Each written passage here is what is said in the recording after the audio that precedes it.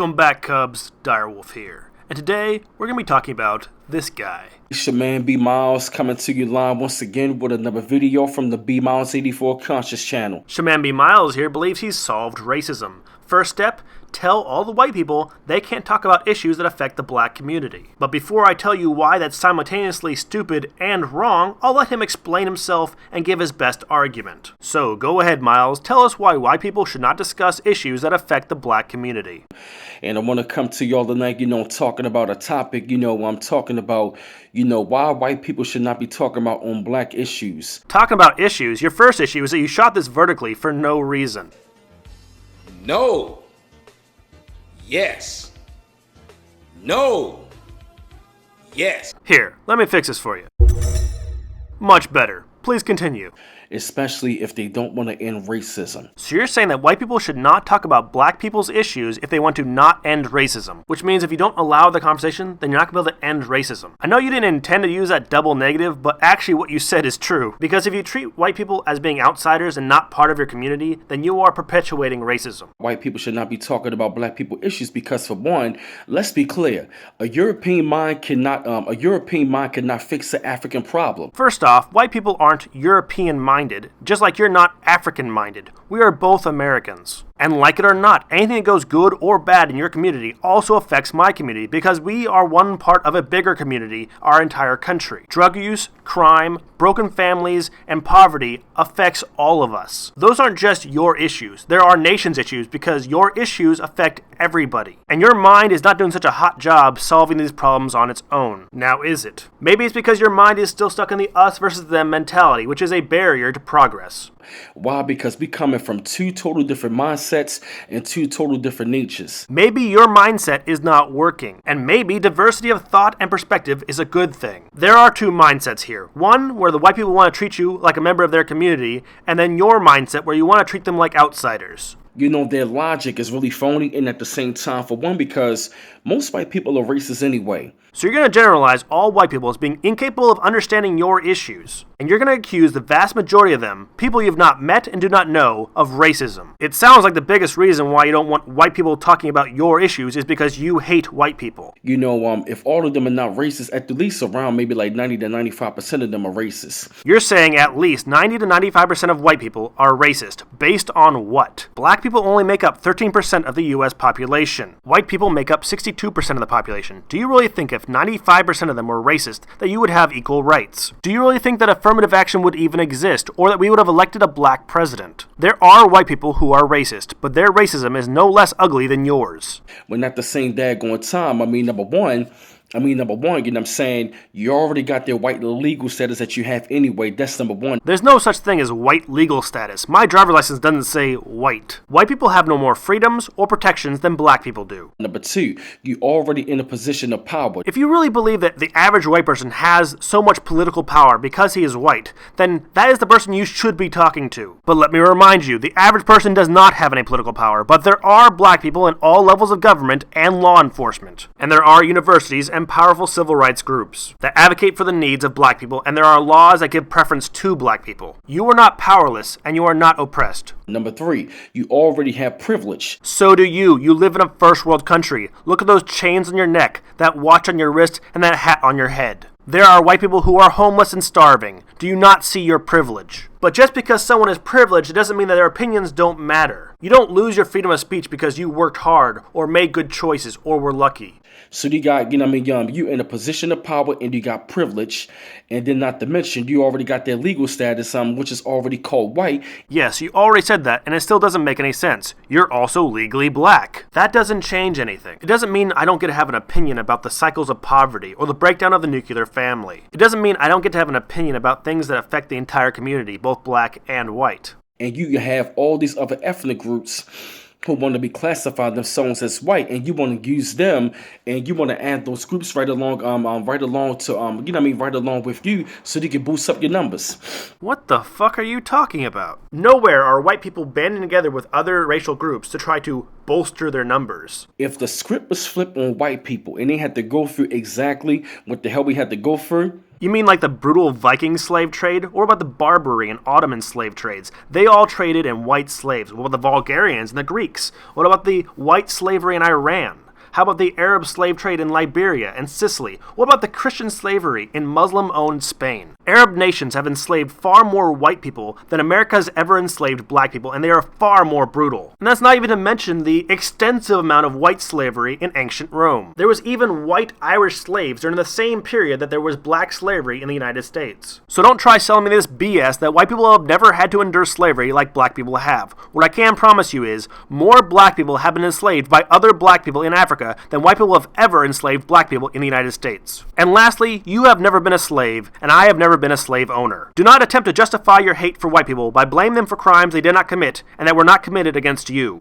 Most of y'all wouldn't even make it, if not all of you won't even make it, because for one, you can't even fathom the fact that, the African Americans or everybody that is of African descent, whether they might be, African American, Afro Caribbean, Afro Latino, or coming straight out of Africa, and you can't even fathom the fact that you can't even live without your own privilege. You mean privileges like we commit less crimes, we do less drugs, and we pursue higher levels of education that result in higher levels of wealth? Basically, privileges that are the result of better choices, that are spawned from a culture that values those things. These are privileges that you can have. In fact, these are privileges that white people want you to have, because if you have them, then our community is better as a whole. And then at the same time, you're already coming from a total different world anyway. White people live in the same world, same country, same state, and even the same town as you. The issues you face are not black issues, they're human issues. We all have struggles. Our struggles may be different, but every last one of us knows what it's like to struggle. We can be a united community that works through these issues together. Or we can do as you say and shut down communication and become a divided and fractured community, continuously mired in conflict.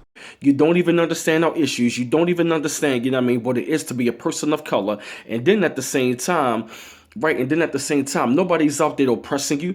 And no one is out there oppressing you either. And you also don't know what it's like to be a white person. But we have empathy. But we aren't that different. And the separation that you feel is in your mind. Nobody has put syphilis in the community. Nobody has put AIDS in the community. Nobody has put drugs in the community. Nobody has separated and broken up the... And no one has put syphilis or AIDS in your community either. Those are two common myths that I'm going to dispel for you right now. For more information, please check out the links in the description of the video. First, a claim of the U.S. government giving syphilis to the black community. That didn't happen. Syphilis already existed in white, black, and Hispanic communities in the U.S. as well as around the world. The crime the U.S. government committed was not telling their 339 black volunteer test subjects that they had syphilis. They told them they had another disease called bad blood. And then, worse off, when the cure became available years later, they didn't provide them the cure. That was wrong, but they did not infect them with syphilis. They were already infected with syphilis. I also want to point out it's because of white people and Western culture as a whole that we have a cure for syphilis now. And it is because of them that the disease has been nearly eradicated, and that our entire community, yourself included, do not have to struggle against it today. And the claim that the U.S. government, or white people in general, introduced AIDS into the black community is simply a lie, and there is no evidence supporting it. If you are interested in the truth of how it was created and how it spread, check out the link in the description. In any case, those diseases, drug use, and the breakdown of the nuclear family are all things that face the white community as well. Those are white issues just like they are black issues because they are human issues. But not a single one of those issues is a reason why a white person should not be allowed to speak about the issues that face the black community. And because those issues also affect the white community, it's even more reason why white people's opinion should matter. If you are truly serious about solving these problems, then you need to include everyone that is involved. Nobody has separated and broken up your homes and all that.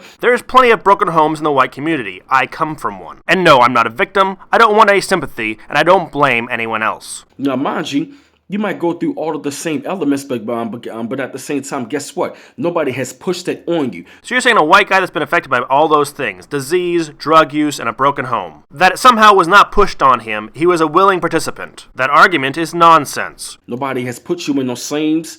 I'm sorry, let me slow down, y'all. Nobody has put you as slaves and in chains and shackles.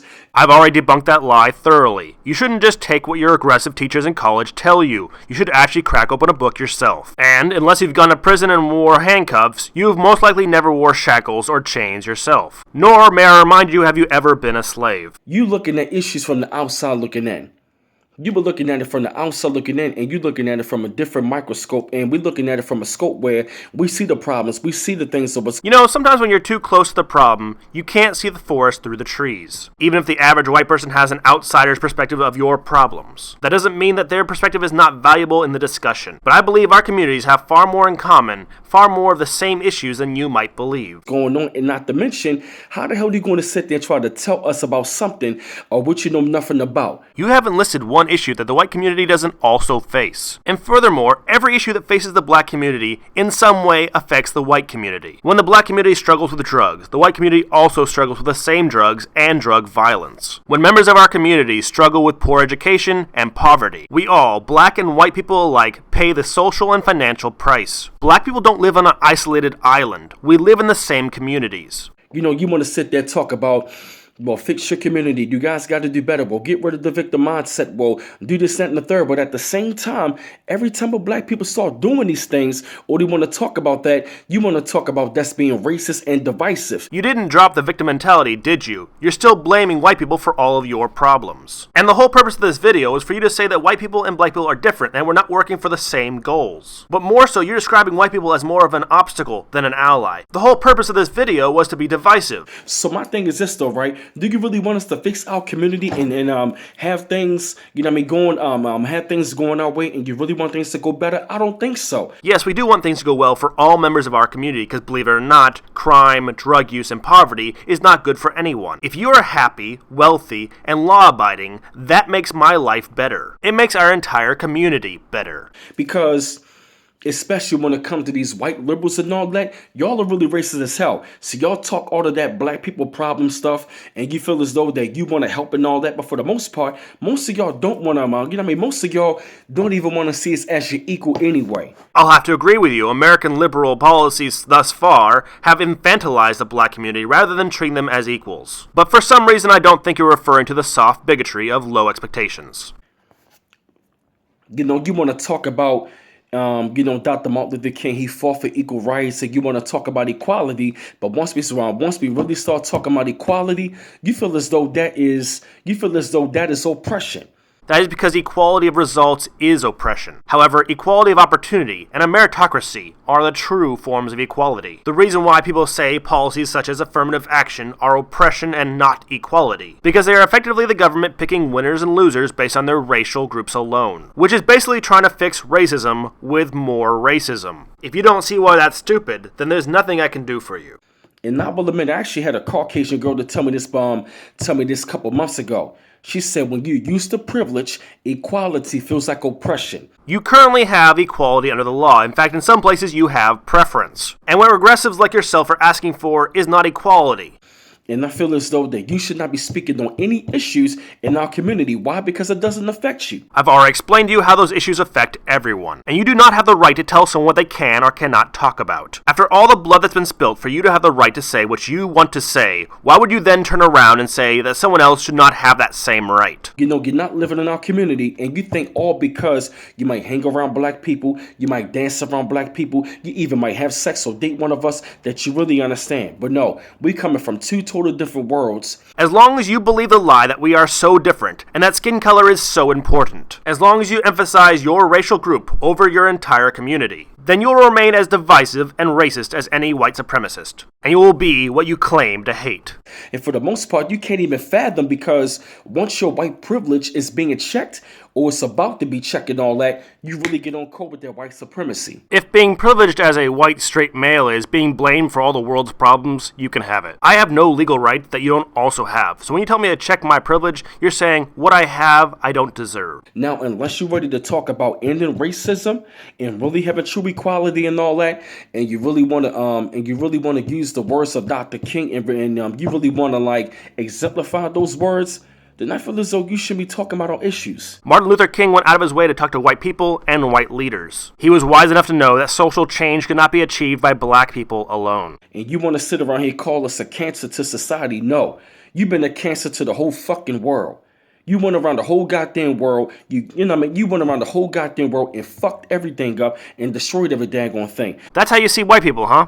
and you call us racist. Modern medicine, science, and all the privileges that you're currently enjoying would not exist without white people. People throughout history, both black and white, have engaged in war and slavery. You and I are not guilty for their sins. However, you are guilty of the hate you harbor towards white people. You can try to excuse it any way you like, but in the end, you're still hating someone that you do not know, you have never met, and who has done nothing to you. You say that they are too different from you to ever understand you or ever be a part of your community, nor do they have the right to even speak about your community. If you're trying to end racism, you're doing it wrong. Unity cannot be achieved, and racism cannot be defeated by the breaking down of communication. And equality cannot be achieved by saying some people do not have the right to speak. It is these ideas and these lies that the regressives teach that are dividing our country. And I reject them, and I encourage all of you to reject them. You can speak about any race, any issue, and I refuse to silence myself for the sake of your bigotry. Direwolf out.